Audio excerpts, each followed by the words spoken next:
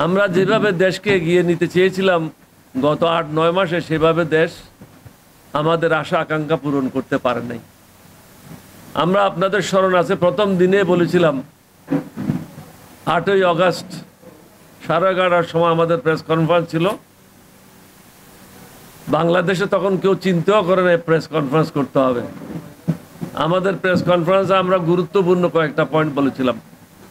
তার মধ্যে অন্যতম হলো, যারা গণহত্যার জন্য দায়ী তাদের রাজনীতি চিরতরে ব্যান করতে হবে, কারণ তারা গণহত্যাকারী। আওয়ামী লীগ, তাদের রাজনীতি করার বাংলাদেশে কোনো অধিকার নেই।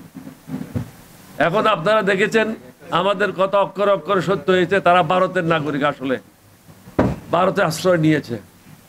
কি কারণে ভারত আশ্রয় দিয়েছে এটা ভারতেই জানে, এটার খেসারত তাদেরকে দিতে হবে।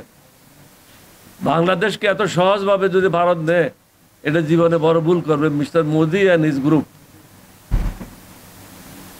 তারপরে যেটা কথা, গুরুত্বপূর্ণ কথা বলেছিলাম, 2018 এবং 24 সালে, বিশেষ করে 2018 সালে আমরা নির্বাচনে অংশগ্রহণ করেছিলাম। আমাদেরকে ধোঁকা দেওয়া হয়েছিল। আমি জানতাম যে এই ধোঁকা দেওয়া হচ্ছে, যার জন্য আমি ডক্টর কামালের মিটিংয়ে উপস্থিত হই নাই। আমি ছাড়া বিএনপির এবং বিএনপি ঐক্য জোটের সবাই ওখানে উপস্থিত হয়েছিল। ব্যারিস্টার মইনুল হোসেন আমার বাসায় আসছিল। তিনি আমাকে অফার করেছিল আমি জয়েন্ট কনভেনার হব। Convener doctor Kamal Hossain, joint convener দুইজন, ডক্টর বদরুদ্দোজা এবং আমি। তখন আমি বলেছিলাম আমি এরকম নন পলিটিক্যাল লোকদের সাথে কাজ করতে অভ্যস্ত না। যারা ঘোড়ায় শরীর রেজ দেয়, ওই ধরনের ঘোরচর যারা করে, তাদের সাথে আমি যেতে প্রস্তুত আছি। কিন্তু নন পলিটিক্যাল লোক যারা ষড়যন্ত্র সারা জীবন কাটাচ্ছে, তাদের সাথে আমি রাজনীতি করতে রাজি না। ওই সময় আমি তাদের সাথে যাই নাই। উনি আমার বাসায় এসেছিলেন।